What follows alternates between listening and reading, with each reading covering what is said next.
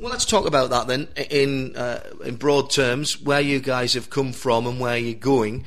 Both of you have had a relatively sensible upbringing in motorsport. Where do you see yourself heading? I'll start with you, Brett, as you posed that question there. You've had a degree of success this year, fantastic opportunity with the scholarship with Team USA. Where do you want to put all this experience, even in the short term, in 2010? Oh, in 2010, I'm totally not sure about what I'm doing next year. There's quite a few opportunities for me. Thinking right now about racing in the United States, but definitely just trying to get a little bit more experience. And then once I learn a little bit more over there, I'm going to come over here and bring my A game. So once I'm fully ready and I know that I'm good to go, then I'm going to come over here and bring it to them. And ultimately? Ultimately, I'd like to make it to Formula One. You know, I'd like to take it a little slow. Add like a couple years in each series, like Formula 2000, maybe come over and do some Formula 3, and then try and eventually move into Formula 1. So just trying to move a little bit slow and work my way into it. Okay. Same question to you, Connor. 2010, where will we see you, and then ultimately, where do you hope to end up? Well, 2010, it's not in stone yet, but as of now, we'll be most likely competing in the Star Mazda series back in the United States. Very competitive. Oh, yes, very competitive. I mean, as we saw, Christodoulou from here did quite well winning the series this year. And I do think we'll see a lot more Europeaners come over and compete because it's such a competitive series and such a great car for the amount it costs to run the series.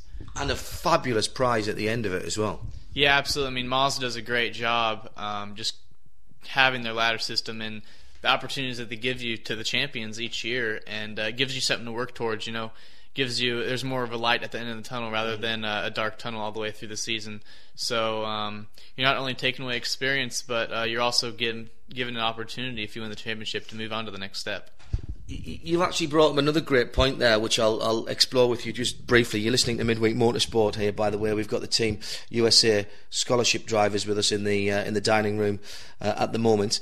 In Europe at the moment, the ladder system seems to have slightly broken down in that we have a proliferation of starter formulas, particular formulae. Formula Ford, not perhaps where it used to be. But then certainly you've got things like Formula BMW, which has shone brightly for a couple of years. Formula Renault definitely seems to be on the ladder somewhere.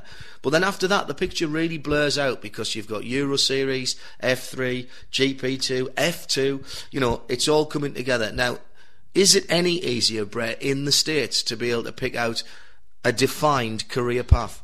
You know, the thing that Mazda does in the United States is they do like a big prize at the end of each season if you win the championship, which actually helps you set your sights for what series you want to race. So like Connor's going to race Star Mazda next year. If he actually ends up winning, he'll race in the Atlantic Championship because he'll have a free season for that. And if you race in the Atlantic Championship, you can win tons of money, and whatever you win from that, you can take into whatever other series you want. So it definitely is a good career path, and it just makes it a little bit easier for us. And I suppose, and tell me if I'm wrong, Connor, every young racing driver in the UK and Europe has not only to think about their driving, but there almost has to be a separate head, which is the business head, because quite clearly getting to the kind of level that you two guys are now, family money can take you so far, we understand that, but it becomes a business proposition after a while, and that's kind of the level that you guys are at the moment, to be looking for sponsorship, to be looking for business commitments, to be able to push you forward. Yeah, absolutely. I mean, biggest business is a huge part of what we're trying to work our ways into, you know, and it's something I'm learning right now. Not only is just racing, but trying to learn business and make an effort to try to get my own money, you know, to bring in sponsors. Long-term sponsors would be ideal for over a span of years to move up the ranks.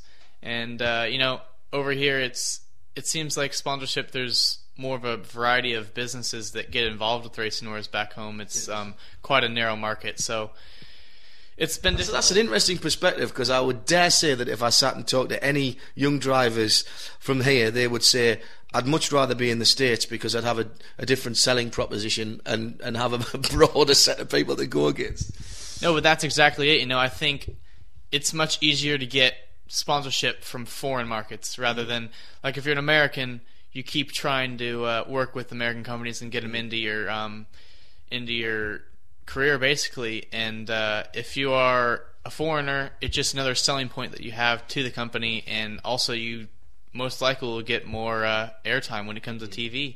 So really, I mean, I think it would be better for perhaps to try targeting European companies to get sponsors back in the United States. Wish you both the best of that, because I know it can be intensely frustrating that talent, I'm afraid, isn't enough anymore. That's a sad but true fact.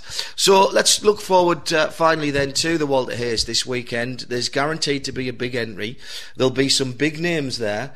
Some people who have got a lot of experience in Formula Ford. Some people who are coming back to it who haven't been there for quite some time. I've seen some big names already who are talking about it. Whether they turn up or not will be interesting. But people like Darren Turner jumped into it last year and raced, having never been in a Formula 4 car for quite some time. So you're up against it, but you look and you sound, from what we've been talking about both on and off the air, you sound quite confident. Yeah, I'm pretty confident about going into Walter Hayes. You know, there's a bunch of really fast people going in and racing that, but I think Connor and I put a pretty good word about us at the Formula Ford Festival, so hopefully they have a little bit of that worrying against us too. And both, by the way, I should say, came out of that with everybody saying how clean and fairly you drove, which in Formula Ford is not always the case, but it's really important when you've got those exposed open wheels, and all that little spindly suspension always scares the living daylights out of me. Is it fair to say that you're looking for podium finishes, the pair of you, this weekend? Oh, absolutely. I mean, him and I have been extremely quick. There's no reason why we couldn't be both on the box, you know. So I mean, we'll be working together and trying to stay as a pair and stay at the top of the timesheets and see each other on the podium as well. That's the main goal. Well, guys, it's been a pleasure having you here. I'm so glad that you've enjoyed your time. Brief thoughts being in the UK. We met you, first of all, of course, at Road Atlanta at Petit Le Mans when you were first confirmed for the scholarship. Good luck in your future careers, and come back and talk to us anytime you want. Yeah, thank you so much. Thank you very much. Midweek Motorsport with John Hindhaugh. RadioLeMans.com.